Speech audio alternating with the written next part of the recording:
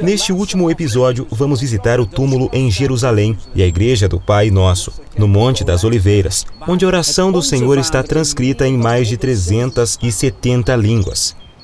Vamos terminar esta série às margens do Rio Jordão, para que possamos entender, de uma vez por todas, como Deus nos vê em Cristo. Bem-vindo aos 7 Milagres em Jerusalém.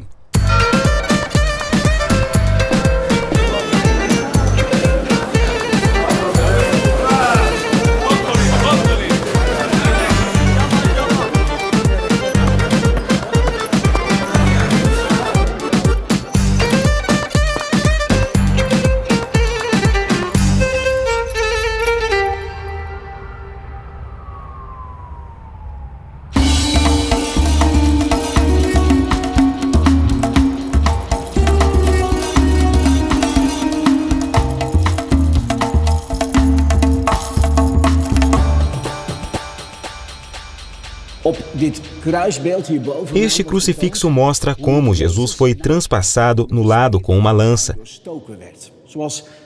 Após sua crucificação, exatamente como Zacarias havia profetizado. Olharão para mim aquele a quem transpassaram. Eu não sei se alguma vez você já se perguntou por que o soldado romano perfurou o corpo de Jesus com uma lança, quando está claramente escrito que ele já tinha visto que Jesus estava morto. Que sentido havia em perfurar o corpo de Jesus quando ele já estava morto? Assim como quando foi coroado com uma coroa de espinhos, a perfuração de seu lado não ocorreu por acaso. Deus inspirou esse soldado romano a perfurar o lado de Jesus para nos mostrar claramente o que o 7º milagre da cruz significa para nós. No momento em que o soldado enfiou a lança em Jesus, água e sangue saíram, exatamente como em um nascimento. Quando a água e o sangue saíram do corpo de Jesus, isso foi um sinal do seu renascimento. Ali na cruz, o Salvador trouxe toda uma nova geração de filhos para Deus. O Senhor se referiu a isso quando falou aos seus discípulos antes de morrer, em João 16. A mulher que está dando à luz sente dores, porque chegou a sua hora. Mas quando o bebê nasce, ela esquece a angústia, por causa da alegria de ter nascido no mundo um menino.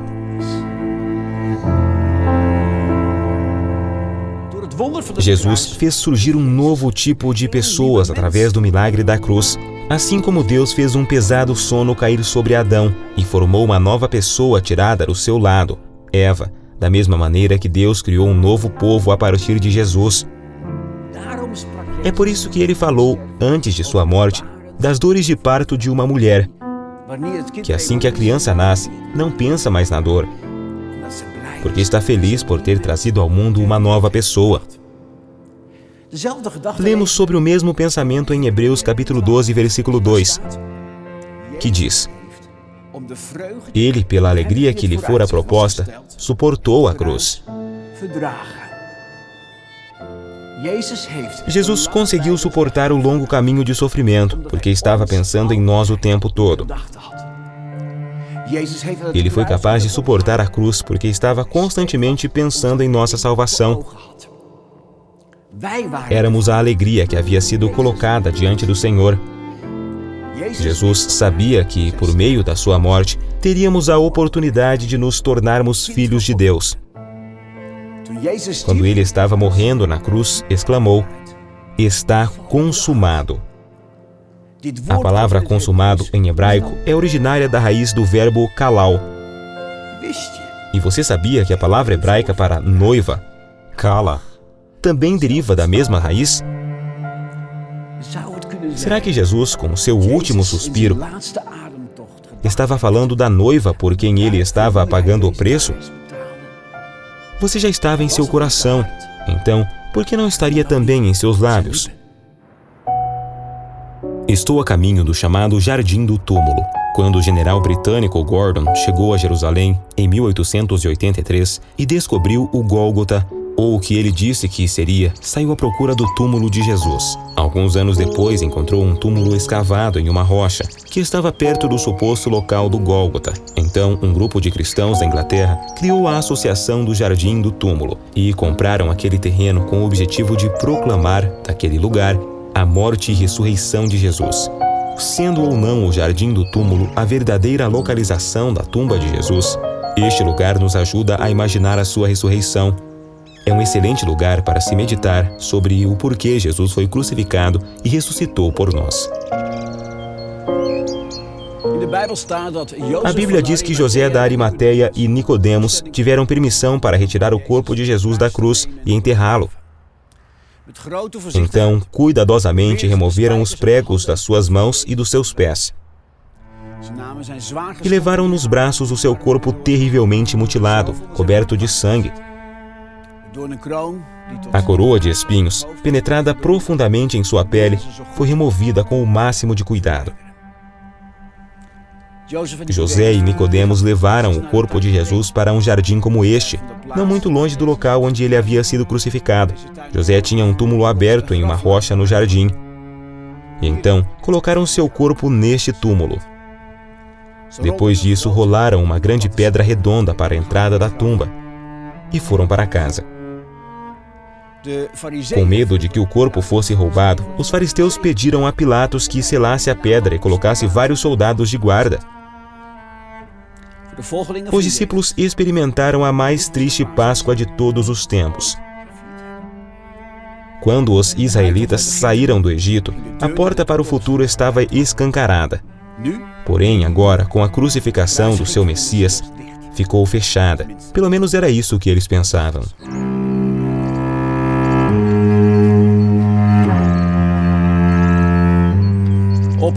Na manhã de domingo, quando o sol estava nascendo, 4 mulheres se dirigiram para o túmulo. No caminho, ficaram imaginando como conseguiriam rolar a pesada pedra que fechava a entrada do túmulo. Porém, quando chegaram ali, descobriram que a pedra já havia sido removida. Quando entraram, viram que o corpo de Jesus não estava mais lá. De repente, apareceram ali 2 anjos com roupas brilhantes. As mulheres ficaram com muito medo, mas um dos anjos lhe disse: "Não tenham medo. Sei que vocês estão procurando Jesus, que foi crucificado. Ele não está aqui, ressuscitou, como tinha dito. Venham ver o lugar onde ele jazia. Vão depressa e digam aos discípulos dele: ele ressuscitou dentre os mortos." Elas estavam amedrontadas, mas cheias de alegria, enquanto corriam para contar aos discípulos o que os anjos lhe haviam dito. A morte não pôde manter Jesus aprisionado. Ele havia ressuscitado dentre os mortos. Aconteceu exatamente como o Senhor havia dito.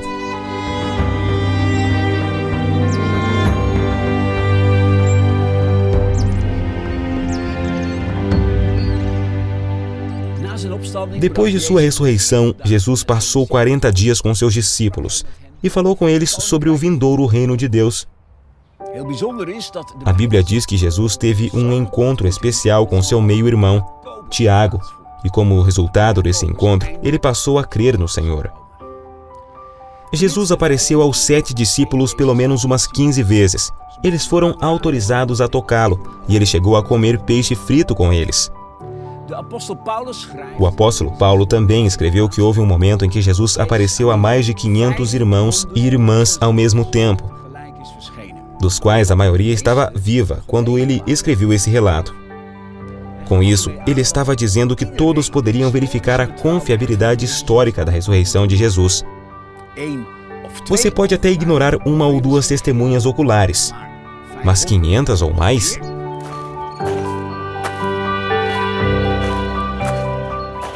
Os discípulos pregaram a notícia da ressurreição em Jerusalém. Se eles estivessem dizendo uma mentira, acabariam pegos um dia ou outro. Afinal, qualquer um poderia ir ao túmulo de Jesus e ver por si mesmo se este estava vazio ou não. Foi a ressurreição de Jesus que deu aos seus seguidores a coragem de compartilhar as boas novas em todo o mundo, apesar da severa perseguição, mesmo que isso lhes custasse a vida.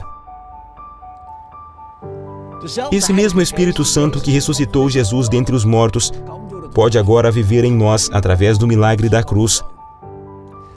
Cerca de 600 anos antes de Cristo, Ezequiel havia profetizado que receberíamos um novo coração e um novo espírito por meio da crença no milagre da cruz.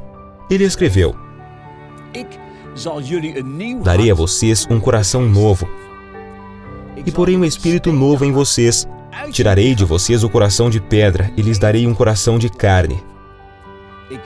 Porei o meu espírito em vocês e os levarei a agirem segundo os meus decretos e a obedecerem fielmente às minhas leis. Esse é o milagre do novo nascimento. O coração de Jesus bate dentro de nós por meio do milagre da cruz. O Espírito de Jesus vive em nós e vai conduzir a vida de Cristo em nós. Ele nos ajuda a viver como Jesus viveu, a amar como Jesus amou, a falar como Jesus falou e a crer como Jesus cria. Exatamente como Paulo diz em 2 Coríntios capítulo 5, versículo 17. Assim que, se alguém está em Cristo, nova criatura é. As coisas velhas já passaram. Eis que tudo se fez novo. Para entendermos o que significa ser uma nova criatura em Cristo, estou indo para a igreja Pater Noster, também conhecida como Igreja do Pai Nosso, no topo do Monte das Oliveiras. Este é o lugar onde Jesus provavelmente proferiu a oração do Pai Nosso. Esta igreja tornou-se famosa pelos painéis de azulejos com a transcrição desta oração em mais de 170 línguas. Em 325 d.C., a mãe do imperador Constantino mandou construir esta igreja, aqui no Monte das Oliveiras. Era uma igreja onde os cristãos podiam celebrar a ascensão de Jesus. Depois de algum tempo, a construção começou a se deteriorizar. Porém, na Idade Média, os cruzados reconstruíram a igreja e batizaram-na de Pater Noster, Nosso Pai. Segundo a tradição, este é também o local onde Jesus ensinou seus discípulos a orar a oração do Pai Nosso. Após o Templo das Cruzadas, a igreja novamente ficou em ruínas e ficou assim até o século XIX, quando um convento foi construído atrás dela. Em 1920, as primeiras pedras foram colocadas para a construção de uma nova igreja. Infelizmente, como você pode ver aqui, eles nunca foram além do altar, do local do coro e da base de uma coluna. Na verdade, estamos visitando uma igreja que ainda não está terminada. Para mim, este lugar é como um símbolo da Igreja de Jesus Cristo, que já tem 2000 anos, mas que também não foi concluída e continua em construção. Você ainda está em obras, mas Deus vê você como perfeito em Cristo. Gostaria de te explicar isso melhor. Este é um bom lugar para passar algum tempo pensando sobre o que os 7 milagres da cruz significam para nós. Deus removeu nossos pecados, nos libertou das acusações do maligno, purificou nossa consciência, nos curou, nos libertou e nos reconciliou consigo mesmo, para que pudéssemos nos tornar uma nova criatura em Cristo, tudo por meio do milagre da cruz. Mas o que Paulo quer dizer quando fala que nos tornamos uma nova criatura? A expressão "em Cristo" foi traduzida em diferentes versões bíblicas como "um com Cristo" ou "em unidade com Cristo". Estar em Cristo significa que você pode se tornar um com Ele. Paulo até mesmo diz que Jesus nos chama para vivermos em união com seu Filho Jesus Cristo. E isso começa ao pé da cruz. Foi neste lugar onde Jesus primeiro se tornou um conosco e com os nossos pecados, para que pudéssemos nos tornar um com Ele e sua santidade. Tornamo-nos um com Cristo, confessando nossos pecados ao pé da cruz. Pois ao confessarmos nossa culpa e também a nossa fé, nos tornamos um com Ele. É desta forma que confessamos que fomos crucificados com Cristo. Deus nos livra de todos os nossos pecados e Jesus nos une a Ele em sua ressurreição, para que possamos nos tornar uma nova criatura. Jesus nos uniu a si mesmo através do milagre da cruz. Estar em Cristo significa que você passa a ter uma unidade indissolúvel com Ele, aos olhos de Deus. Jesus está em você e você está nele. É por isso que você é muito precioso aos olhos de Deus. O Senhor Deus olha para você da mesma maneira que olha para Jesus. E Ele te ama, assim como ama Jesus. Paulo coloca assim: todos vocês são filhos de Deus, mediante a fé em Cristo Jesus. Esse é o segredo de estar em Cristo. A partir de agora, Deus sempre o verá unido com Cristo, pois em união com Ele, Deus o aprovou e o aceitou como seu amado filho. A Bíblia chama isso de ser justo. Paulo diz em 2 Coríntios, capítulo 5, versículo 21, Deus tornou pecado por nós aquele que não tinha pecado, para que nele nos tornássemos justiça de Deus.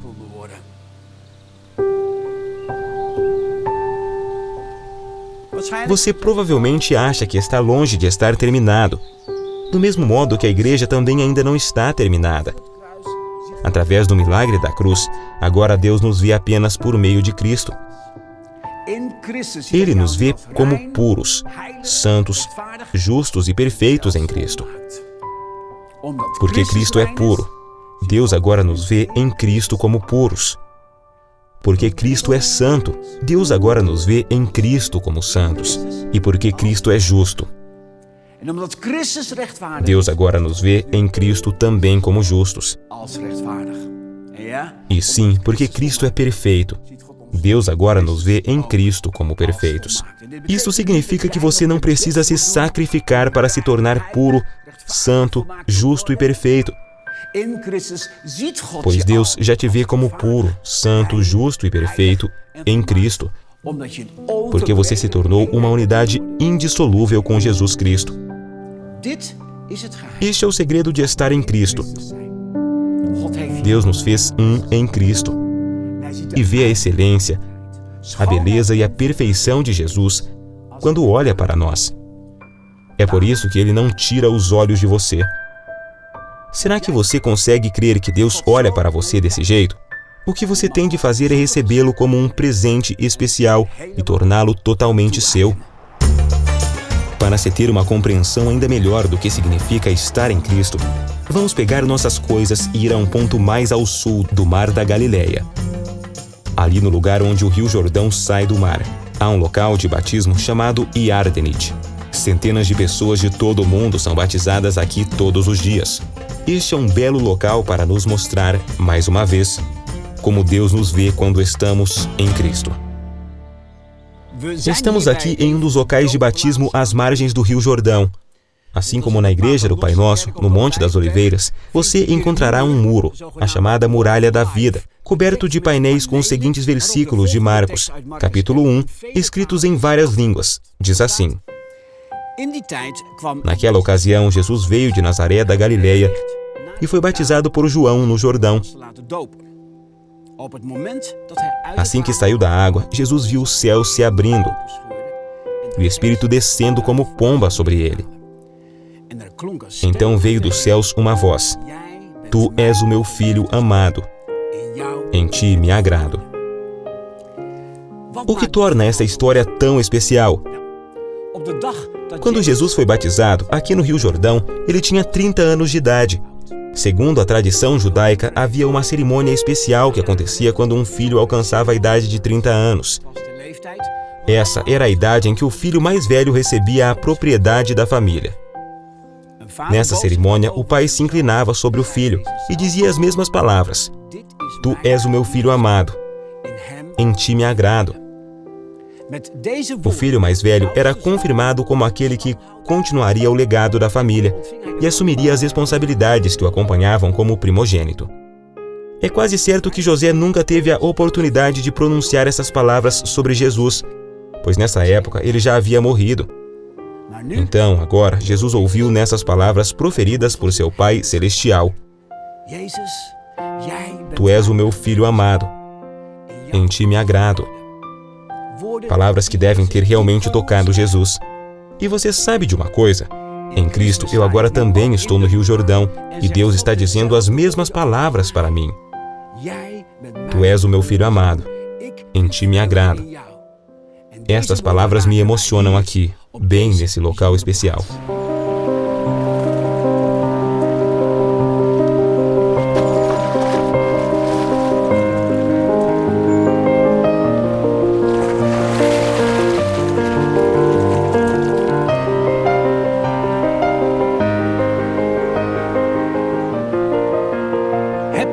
Você já descobriu quem você é em Cristo? Através de sua união com Ele, você também está de pé no Rio Jordão e Deus está dizendo as mesmas palavras a você. Tu és o meu filho amado, em ti me agrado. Ouviu isso?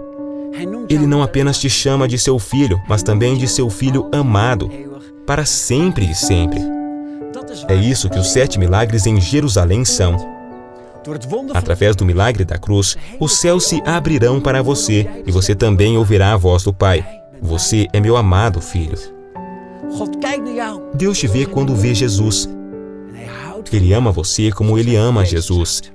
Em Cristo, Ele aprovou você e aceitou você como seu amado filho. Você é desejado, querido e profundamente amado.